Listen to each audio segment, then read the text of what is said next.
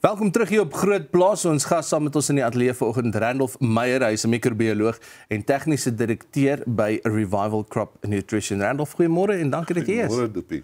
So, kom ons begin gou hier by die begin. Hoekom is daar peste en pla en wat boere se gewasse so aanval?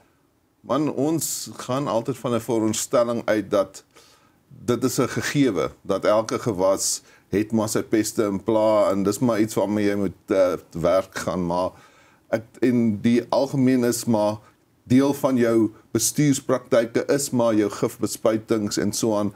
Maar ek dink op hierdie stadium is ons by 'n situasie waar ons in baie gevalle te doen kry met 'n pes en 'n plaag waarvoor die normale middels wat tot ons beskikking is nie meer werk nie, nommer 1. Nie meer so doeltreffend is. Ja, presies.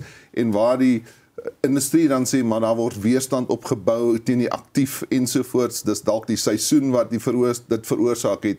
En so met ander woorde, ons is amper half uitgelewer aan 'n situasie waar daar gesê word, of jy moet 'n ander gewas bou of jou winsgewendheid gaan af. So ons moet half basies ons benadering daartoe verander. Die ou benadering was altyd maar, hoe groter die pes, 'n groter hamer, 'n groter gif, maar deesdae is baie van hierdie gereedskapstukke wat vir ons tot beskikking was, nie meer toeganklik nie, as gevolg van strenger wetgewing, druk van die mark af en so aan.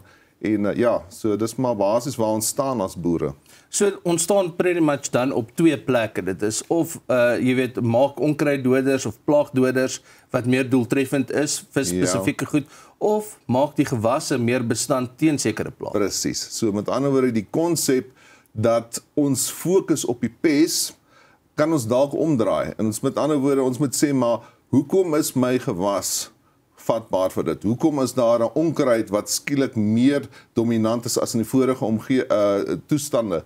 En so kom dit al hoe meer uit dat die gesegde wat ons het in biologiese landboupraktyke is dat die omgewing bepaal die organisme. Met ander woorde, jou bestuurspraktyk, die manier hoe jy grond behandel, dit wat jy bemes, die gewasrotasie wat het, dit bepaal die gunstige omstandighede. En in die natuur is daar altyd voordelige en nadelige mikroorganismes en insekte en so aan. En jou bestuurspraktyke, dit wat jy doen, van 'n bemestingsmiddel, van 'n gifmiddel, sit 'n sekere afdruk op jou grond. En dit gaan beteken dat een organisme gunstiger gaan wees en hy gaan meer vermeerder en die ander een minder gunstig. So die fokus moet nou omgedraai word en sê, hoe gaan ek my omstandighede, my manier van bestuur verander sodat dit minder gunstig is vir die pes en meer gunstig vir my voordelige mikroorganismes of vir my plant om homself te kan verdedig. So as ons nou praat van die gunstigde kondisies vir die peste, wat presies behels dit? So daar's in die 80er jare is daar navorsing gedoen deur 'n Fransman en hy het basies by 'n beginsel uitgekom wat hulle noem trofobiose. Dit beteken daar's 'n verband tussen jou plant se voedingsstatus of die volledige voedingsstatus van jou plant en sy toestand as 'n voedingsmiddel vir 'n parasiet. So met ander woorde, die verhouding tussen 'n pes en 'n plant is op voedingsstatus van die plant gebaseer.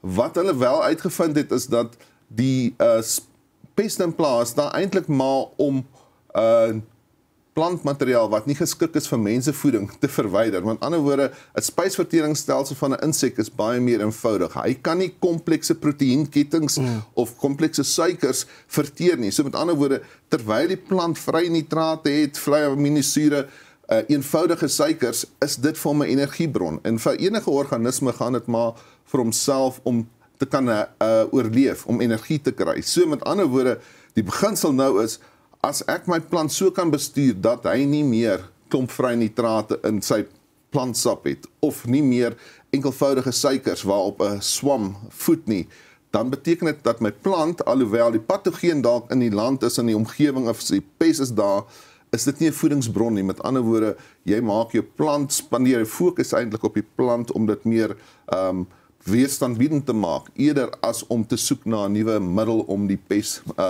te dood of van ontslae te raak. So ek dink jy het nou so 'n bietjie aan dit geraak, maar wat maak sekere gewasse dan nou meer vatbaar vir peste en plaas ander? Ons het so 'n bietjie nou daaraan geraak. So met ander woorde, ons die hoop of die goeie nuus vir die boer is dat daar helperspan is. Met ander woorde, daar's 'n biologiese stelsel en hoe meer ons basies die natuur se manier van voeding namaak of naboots, hoe beter is dit. Met ander woorde, in die natuur is daar 'n biologiese web waardeur voeding gaan. Met ander woorde, as ons byvoorbeeld 'n stikstofbron toedien, sonder die biologie gaan hy as 'n sout in die plant in moet die plant al die vertering doen na proteïene, waar as jy 'n biologiese stelsel om die wortels het, verteer hulle dit buitekant die plant alreeds in 'n verteerbare aminosuur of proteïenbron. In daai hele proses neem baie energie van die plant. So met ander woorde, as ons hom normaal chemies voed, trek dit baie energie van die plant, wat beteken hy hardloop in 'n energietekort in, en outomaties bou hy plantselle wat vry nitraat het, wat nie lang proteïenketting sit nie, en outomaties is jou plant vatbaar. Sodra ons dit deur 'n biologiese net sit, ons noem dit 'n metaboliet gebaseerde voeding, met ander woorde, die plant voed nie op soutte of minerale nie, maar hy voed eintlik op 'n organiese bousteen. Dan kom jy by 'n plant uit waar sy energiestatus so hoog is, dat hy genoeg energie het om lang proteïenkettings te maak, om komplekse suikers te maak. En een van die belangrike goed is dan ook, dan begin jou plant in 'n positiewe energietoestand sy 'n worteleksidate uitloog deur die wortels, en dit beteken byvoorbeeld wortelvretende swamme. Dit gaan eintlik vir 'n wortel waar daar nie glikose uitvloeis. Nou het ons skielik 'n plant waar daar soveel energie is dat sy oortollige energie deur die wortels uitskei, en nou is daar basies nie 'n omgewing waar 'n fusarium of 'n phytophthora of 'n wortelsiekte kan aan die plant vreet nie, en dit is of aanval nie, en dit is maar 'n manier om weerstandbiedendheid te bou. Ongelooflik. Ons gaan nou 'n bietjie verder gesels, ons wil spesifiek uitkom by slakke en canola. So ons is nou weer terug met ons gas vir vanoggend. Dis Randolph Meyer, 'n microbioloog en tegniese direkteur by Revival Crop Nutrition. Tyd nou eers vir die groot plaaskalender.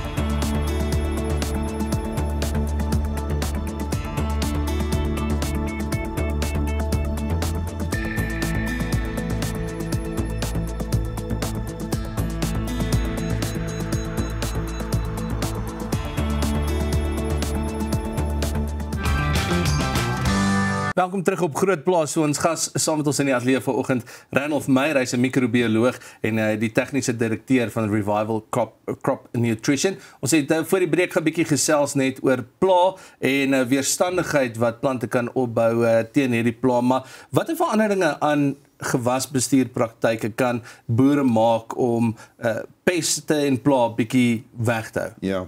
So ek dink die beginsel is om jou werkersmag, die fundament vir jou plantwortel, daar neer te sit deur biologie op jou wortelstelsel te kry. Daardeur maak jy seker dat die voedingsstowwe alreeds voordat dit in die plant opvloei met die water, dat dit eintlik oorgeskakel word in 'n half alreeds verteerde formaat. Dis met ander woorde 'n basiese organiese boublok vir die plant. En dit strook dikwels met die ou grondchemiese beginsels waar ons weet plante voed op ione, strook dikwels nie, maar daar's 'n paar beginsels. Die een is 'n proses wat hulle noem rhizofagie of rhizophagy.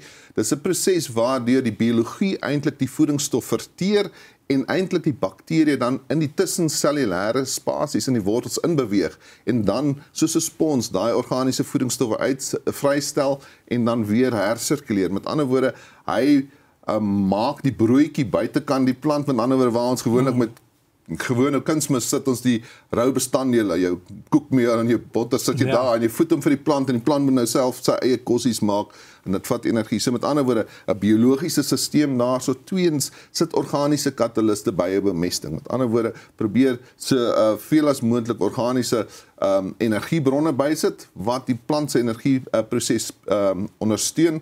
Dan antisipeer stresfaktore in die plant. As 'n mens sien daar kom hittegolwe en so en daar's deesdae middels wat jou plant se energie kan verhoog om voortydig eintlik kan aktiveer sy verdedigingsmeganisme sodat hy nie in 'n energie negatiewe situasie inkom waar hy voedings vatbaar is vir peste en pla. Dan in terme van bemesting kyk ons maar meer na gebalanseerde bemesting in plaas van groot tonne van 'n enkel bemestingsbron. Want iets wat die realiteit is, as 'n mens baie van een element toedien dikwels, dan onderdruk dit die volgende element. So, dit gaan maar oor 'n gebalanseerde voeding, soos ons as mense maar van al die voedingsstowwe nodig het. En die manier hoe plante voed, weet die fokus vroeër was maar op hoofsaaklik jou stikstof, fosfaat en kalium voedingsbronne, maar dit's een van 16, 17 voedingselemente wat die plant nodig het. En daar's al meer waar mens kom met van die spoorelemente wat vir jou plant se gesondheid eintlik aanhelp. En dit is maar waar mens moet na kyk. Randolph, ons tyd hardloop nou 'n klein bietjie vinniger uit as wat ons verwag het. Ons het so 'n minuut. Maar kom ons sluit gou dan vinnig af met as jy vir boere vinnige eenvoudige stap vir stap plan kan gee om bemesting aan te pas en seker te maak hulle oeste bly plaagvry. Wat sal dit wees? So, die stappe sal maar wees, bestuur die omgewing bepaal dit, met ander woorde, wees bewus as jy begin oesreste los, sit 'n gasheer, met ander woorde, bestuur die oesreste om dit af te laat breek. As jy bemesting bysit, voeg 'n organiese katalis by sover as moontlik. Maak seker dat jy biologie inokuleer op die wortels en dan maak gebruik van jou energie aanvullende blaarvoedings eerder as om na die naaste pes- en plaagbeheermiddel te gryp. Daar is deesdae redelik baie meetmiddels so sapontledings en so aan wat 'n goeie riglyn kan wees. Maar vra vir die opsies. Jep. Fantasties. Randolph, baie dankie vir jou tyd vanoggend. Dis Randolph Meyer, microbioloog, tegniese direkteur van Revival Crop Nutrition. Dis dit vir Groot Plaas vanoggend. Ons hoop jy het lekker saam gekuier en ons sien jou weer môre.